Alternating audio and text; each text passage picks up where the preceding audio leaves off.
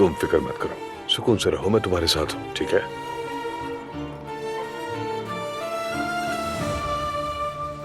Hello, good evening. Good evening Umar.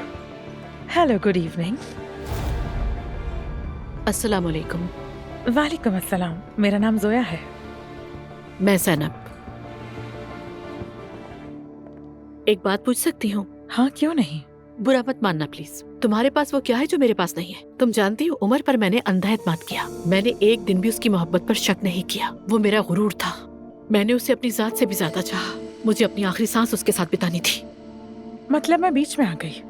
इल्जाम नहीं लगा रही तुम पर। ऐसे मामलात में औरतें अमूमन एक दूसरे से भड़क उठती हैं, यहाँ तक कि झगड़ा हो जाता है।